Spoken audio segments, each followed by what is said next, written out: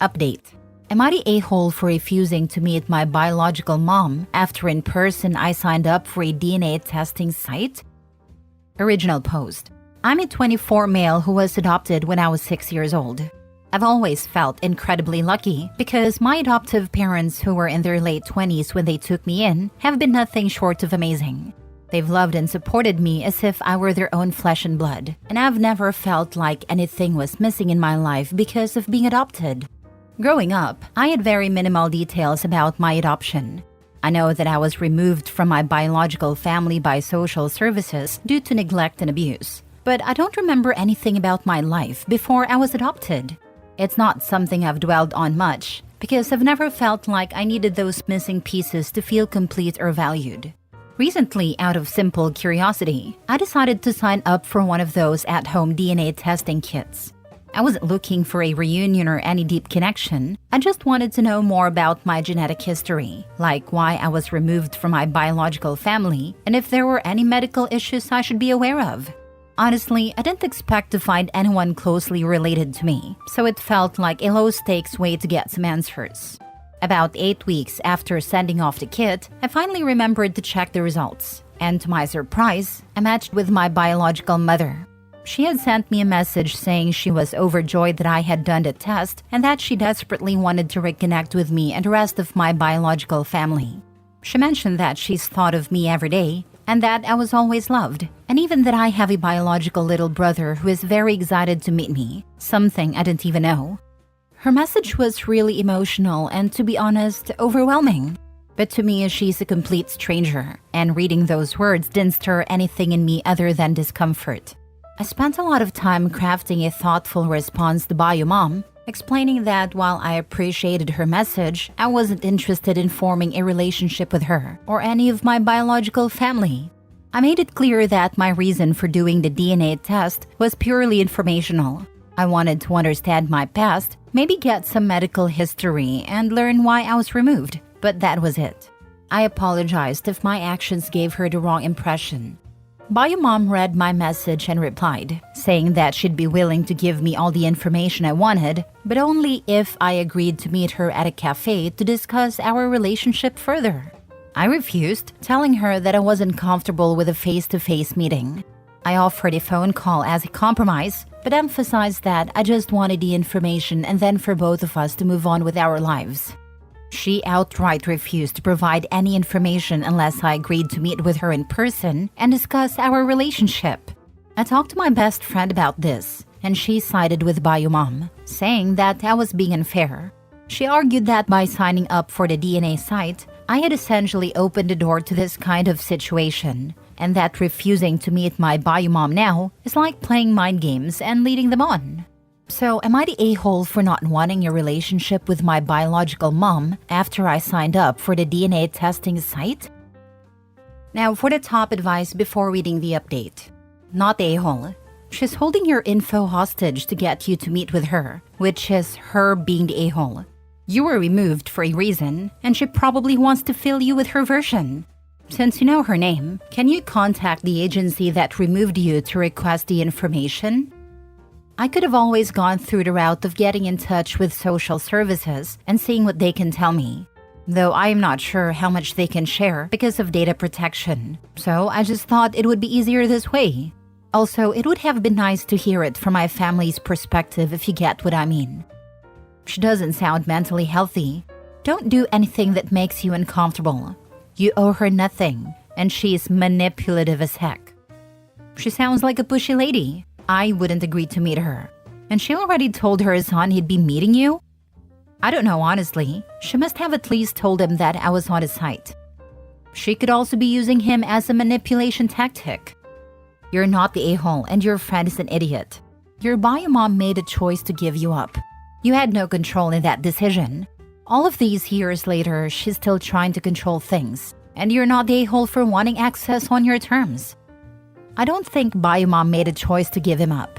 I think her actions triggered her son's removal. Otherwise, I agree with you 100%. This is an awful self-serving woman with no compassion for the man's feelings. Now for the first update. It's been about 9 days since I last posted, and I thought it was time for an update. I really want to thank everyone who took the time to comment and offer advice. I've read through everything, and it's been both helpful and eye-opening. So after all the advice and some serious thinking, I decided to talk to my biological mom again, hoping that maybe if I explained myself better, she'd understand where I was coming from. Unfortunately, the things went downhill fast. Instead of trying to meet me halfway, she just got more manipulative, insisting that I was being selfish for not wanting to meet her in person. She refused to give me any information unless I agreed to her terms, which was a hard no for me. I've come to realize that I was pretty naive to think that my biological family might be decent people after everything. I mean, I was removed from their care for a reason, but I guess a part of me wanted to believe that people can change. Looking back, I feel kind of dumb for even starting this whole journey. It's brought up a lot of emotions that I wasn't really prepared to deal with, and to be honest, I'm feeling pretty down about the whole situation. And as for my best friend, well, that's another disappointment. She didn't just side with my biological mom initially, she's been unsupportive throughout this whole mess. Even after I told her about the latest conversation, she couldn't really understand why I was so upset. She kept saying that I should just give them a chance and not be so harsh.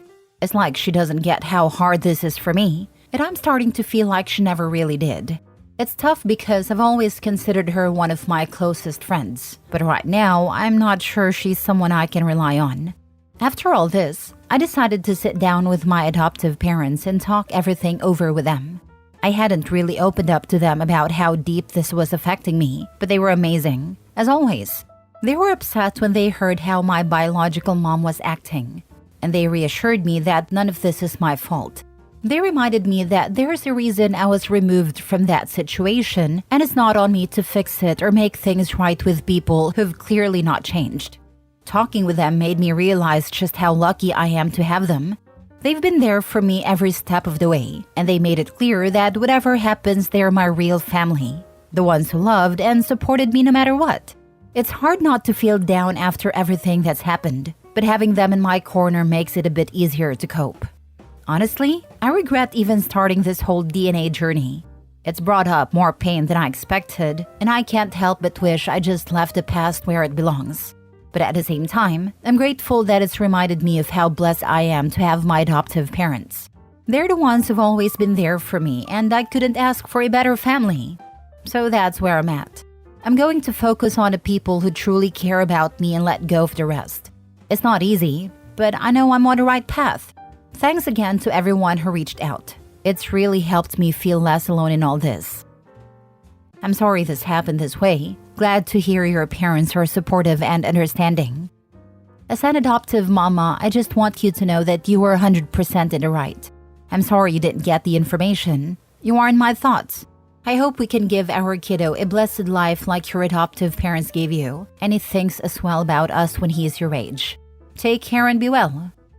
You're a good person. As someone who was adopted at 10 days old who's now 51, my parents were my best friends along with my wife. They're 84 now and still going strong. Did a DNA thing for cultural interest, but never really looked at the matches and never read any messages to me. OP, stick with your family. Sounds like they're pretty amazing. Good luck. OP, you can probably request your child welfare records if you know what state you lived in when you were removed. You are entitled to records about yourself, and while they may be redacted, you can hopefully gain some insight as to the situation if that's what you want. Last update. Hey everyone, I've been thinking a lot about my family today, especially after everything that's been going on lately. It got me reminiscing about some of the best moments I've had with them. And there's one memory that stands out. Something from when I was still a kid that I'll never forget. I must have been about 8 years old, just a couple of years after I was adopted. It was around Christmas time, and I remember feeling nervous because it was only my second Christmas with my adoptive parents. Holiday always makes me feel weird, even now. Anyway, my dad's friends own a Christmas tree farm, and that year, my mom and dad decided to take me to pick our Christmas tree. We went what felt like hours walking through rows and rows of trees. My parents kept asking me which one I liked best, and I remember feeling so much pressure. Like I had to pick the absolute best one, or else I'd ruin Christmas. But they were so patient, letting me take my time. Finally, I pointed out a tree. Honestly, it looked like every other one to me, but my parents made a huge deal out of it. My dad knelt down to start sewing, and I remember him pretending to struggle, saying, "Oh no, I think this tree might be too strong for me." My dad made me come over and help, saying he couldn't do it alone. So there I was, this little 8-year-old pretending to help my dad saw down this tree. Of course, I wasn't actually doing anything, but they made me feel like I was the strongest kid in the world. When the tree finally fell, my dad swept me up in his arms and spun me around, saying, "We did it." After we got home and set up the tree, my mom brought out these old boxes full of ornaments.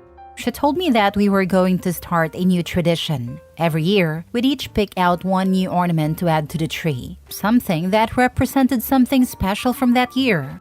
That night, they handed me my very first ornament, a little wooden bear holding a heart with the word family carved into it. My mom said, "This one's for you, because you made our family complete." I remember holding that ornament, feeling this huge wave of love and belonging that I'd never really felt before. At the time, I don't think it even hit me how impactful that was. How that moment defines the way I look at myself today. I was part of a loving family. I was their family. Every Christmas after that, we'd pull out that little wooden bear and hang it up first. It became our tradition. The reason I've been thinking about this memory today is because it's a reminder of how lucky I am to have the parents I do. They didn't just give me a home, they gave me a sense of belonging, and they gave me love. Even with everything that's been going on, I know that I've got something really special, and I wouldn't trade it for anything. Anyway, thanks for letting me share this. I just needed to remind myself how amazing my family is, and I hope it brings a smile to your face like it does to mine. Next story. Am I the a-hole for stopping financial support for my sister after she bought a new car? For a few years now, I've been financially supporting my sister who's had trouble keeping a stable job. She's constantly complained that she can barely make ends meet, so I've been sending her $200 a month to help with groceries, rent, and other expenses. I did this because I felt that family should always support each other when needed. A few days ago, I saw on her Instagram that she bought a brand new car. I was shocked because according to her, she was struggling just to pay her bills. When I asked how she could afford it, she told me she took out a loan because she needs a car to get to work. I found that really irresponsible. She could have bought a used car or waited until she was in a better financial situation. I decided to stop sending her money because I feel like she's taking advantage of me. But when I told the rest of my family, they said I'm overreacting. They think I should keep supporting her because I make good money, and it's only $200 a month. Now I feel guilty, but at the same time, I think she's making poor financial decisions. Am I the a-hole for cutting off financial support after she bought a car? Now for the top comments. Not the a-hole. If she can afford a new car, she doesn't need your money.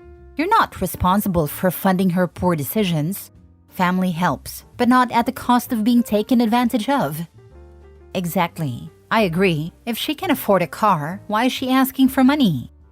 If $200 per month is no big deal, then presumably your family can cover it.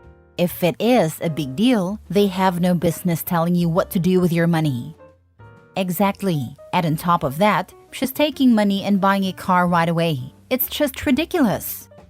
Tell them you need the money to buy a new car. Have you even ever had real thank you? Not the a-hole. If she could get a car loan, she hasn't been struggling. She used you. I'm sorry about that, but you live and learn. Exactly. I think the same. She took advantage of me and I know how she is. You have to learn from mistakes. I'm 51 and bought a 1998 Buick Century with 65,000 miles on it. The AC didn't work for 2 years. She's taking advantage of you. Last story. Am I the a-hole for refusing to let my brother and his family stay with me after their house flooded? Hey everyone, I'm 34 female living in a 3-bedroom house that I own. It's just me here, and my brother 37 male and his wife 35 female have 2 kids, ages 8 and 5. A few days ago, their house flooded due to a burst pipe, and it's going to take weeks for the repairs. They've asked if they can stay with me during this time. But I refused, and now the whole family's upset with me. Let me explain. My brother and I aren't super close, but we get along well enough. However, his kids are extremely energetic and honestly, a bit destructive. When they visit, they run around, touch everything. And the last time they were here, they broke a vase that belonged to my late grandmother. My brother and his wife laughed it off, saying kids will be kids, and didn't offer to replace it. Also, I work from home full-time and have a demanding job. I need a quiet environment to concentrate, and with 2 kids running around, that's not going to happen. I suggested they stay with my parents, who live about 20 minutes away, but they said my parents' house is too small for all of them, and that it's more convenient to stay with me because I'm closer to the kids' school and their workplaces. My brother told me I was being selfish and not considering their situation, and my parents hinted I should be more generous and that family's everything. But I really don't want to live with 2 kids running around my house for weeks. I know they're going through a tough time, but I don't think I should have to upend my life because of it. So Reddit, am I the a-hole for refusing to let my brother and his family stay with me? Not the a-hole. Give them the real reason. Your children are loud and destructive. When they had an accident last time, you didn't care, so I don't want you in my home. They don't have a good history with Opie staying in her house. And the whole family who is upset can chip in to pay for a rental. Plus, their insurance might cover some of that expense. You have a 3-bedroom house. 1 bedroom for you, 1 for you to work from home, and 1 for the family of 4? But they said my parents' house is too small for all of them. An extra 20 minutes travel for school and work is nothing. It will motivate them to get their house fixed sooner. It sounds like your parents don't want them either, which is why they're pressuring you. Not the a-hole. Oh no, they expect Opie to give up her office for her family because she doesn't really need it and we need a space more. So Opie has 1 bedroom, brother and sister-in-law have 1, and the kids have the other bedroom. Are you kidding? She'll have to give up her bedroom because they're family and of course guests. Also, the precious kids can't be asked to share a room. She's on a couch of course, as well as being the unpaid maid and babysitter because you work from home. So it's not like she really works, right? Most homeowners and renters insurance will put them up in a hotel. You could remind them of that. PSA to renters. Spend $300 a year and get renter's insurance. It's worth it. It's always so upsetting to have people try to pressure you into giving funds because someone, neighbor or coworker, lost their belongings to a fire and they couldn't be bothered to pay for a minimal renter's insurance plan. The insurance policies are ridiculously cheap. I mean, a 10K policy used to run around $20 a month. There's a bed, couch, a few tables and chairs, and a replacement wardrobe. It's not extravagant, but it'll get you going. Most people spend way more on expensive coffees daily.